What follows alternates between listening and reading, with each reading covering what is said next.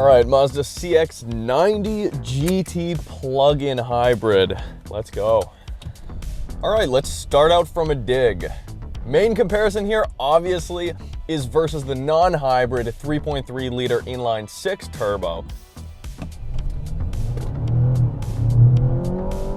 Short shifted first there at about 5,000, but then we get to about 6,500 RPM redline.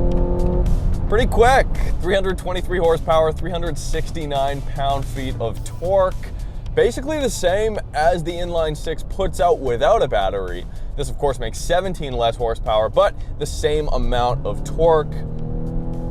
Biggest difference is under the hood, no inline 6 here. And if you guys watched my first CX-90 review, you would have noticed I titled that video, "This is effectively the best engine that Mazda's built in the last 20 years. That inline 6 is great. It has a good hum to it, I guess. It doesn't really scream or roar or anything, but it has a good, nice sound to it, and more importantly, just a smooth operation. So my big question is here, is the 2.5 liter inline 4 turbo under the hood here, does it provide still a smooth driving experience, even if you're not really relying on the EV-only battery operation? And that gives us 26 miles or about 42 kilometers of EV-only range. So that's, of course, the appeal of a plug-in hybrid.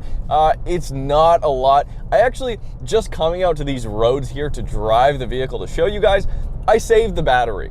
I put it in sport mode, fired up the engine just so I could at least show you guys that I had a little bit of battery and that we can still operate it in EV-only mode. So there is that.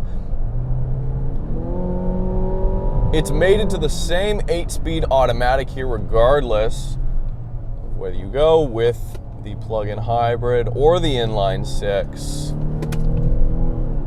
I don't have to tell you guys, the inline 4 here does not sound as good, but it is just as quick. I would have expected, just based on the numbers, this would have been a much slower vehicle than the inline 6, due in part, of course, to the fact that it weighs quite a bit more. This weighs almost 400 pounds more than the inline 6 turbo. Now, in an SUV this big, I'm gonna be honest, you don't feel even almost 400 pounds. You just don't feel it. There's less cylinders. There's 2 less cylinders. There's so much space. There's a huge amount of space up there in between the engine and the front of the vehicle. It's still got a crazy long nose, but the byproduct of that is, of course, the engine is set further back. It's effectively a mid-front mounted engine. It's, as far as I can tell, the front of the engine is at the front axle, which it would be good in, like, I don't know, a sports car or a hunkered down kind of lower center of gravity vehicle in a intense handling situation. But of course, no one is hucking around a CX-90. And like I said, you can't even feel the extra 350 pounds here. But surprisingly enough, the plug-in hybrid here is actually quicker, slightly quicker than the inline 6 turbo, especially off the line. I would say that's where the inline 6 kind of loses a little bit, is off the line. It does take a little bit to get going, but it has more character. There's more scenarios in which I found myself just shifting for the sake of shifting, using the paddles. I never use the paddles in the plug-in hybrid here. Of course, like I mentioned, EV-only mode. I was in sport mode. That is the only way here to definitely tell the car to just fire up the engine, have the engine going the whole time. The XC90, for example, has a setting where I could either, and the Outlander for that matter, has a setting where I could either save my battery power for later, basically locking it so it won't use it and will only use the gas-powered engine. This only has the other setting, which would be, hey, we can use the engine effectively as a generator to charge the battery on our drive, and that's what this little button on our center stack here is, and we can set it to stop at 40, 50, 60% charge. So that option is there, but it just sucks that the only way I can tell this vehicle that I want the gas-powered engine on forcefully is to put it in sport mode. And then, of course, the revs stay higher because I'm in sport mode, so it ends up using quite a bit more fuel.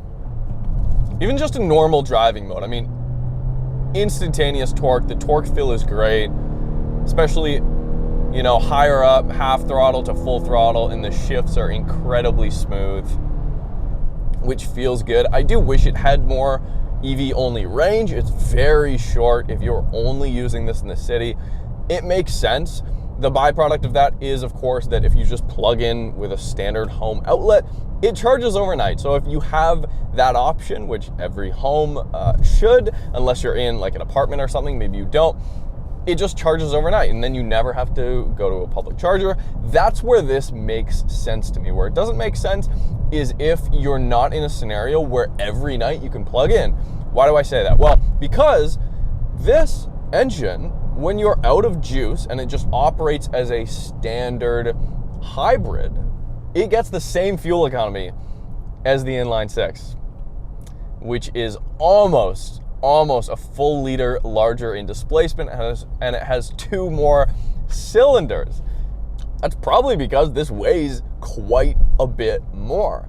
So when you don't have a full battery, you're just lugging around an extra 350 to 400 pounds. And on top of that, you have to note the towing capacity here, 3,500 pounds versus 5,000 pounds for the CX-90 Signature, as it's called here in Canada, with the 3.3 liter inline six.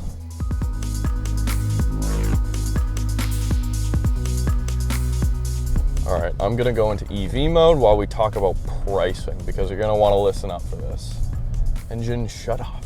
Thank you. All right, so the CX-90 starts at $45,000 Canadian for the base model gas only car.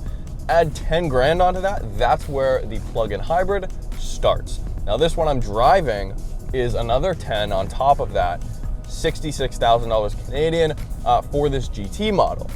Now, that actually is the exact same price, effectively, as the 3.3 liter inline six top model Signature that I drove. So what do you get with the GT model? Well, you get a little bit of exterior trim, you get the heads-up display, you get a bunch of leather.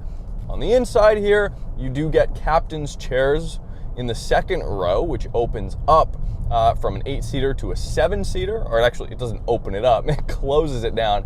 And then in the third row, you get 3 seats back there, which is a big difference between the regular CX-90 and this plug-in hybrid. The top-spec non-hybrid CX-90 is not able to be spec'd with 3 seats in the third row. So this one's a little bit more practical in that sense. Where this one falls a little bit behind is on interior features. For the same money, we don't get as many features on the interior here. Second row, for one, does not get cooled seats, which it does in the gasoline powered car. It also doesn't get that extra center console back there, which I don't believe was removable. So that honestly is really a personal preference, whether you need or want that. Instead of that nice Alcantara and I forget what they call it. It's like a tan beige, awesome color there. We don't get that leather here, and we don't get any of that Alcantara. I loved the Alcantara on the dash up there. It was great use of materials where you wouldn't touch it too much. Here we get leather there instead. So it really does come down to personal preference.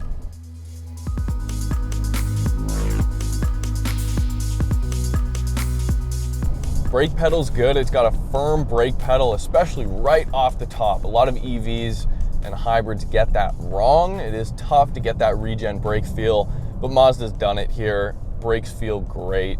There are 2 regen settings. You have to go into the menu. It's not that difficult. I just wish there was a button for that. Of course, we do have the paddle shifters for that 8-speed if we do want to shift ourselves. Suspension's on the stiffer side. It rides well. I've always loved and praised Mazda's steering and their steering wheels. This steering wheel is great. It's nice and thin, good to hold on to. Now, the steering is not nearly as pronounced here as it is in something like the Mazda 3. Those cars just have great, smooth, very forgiving steering.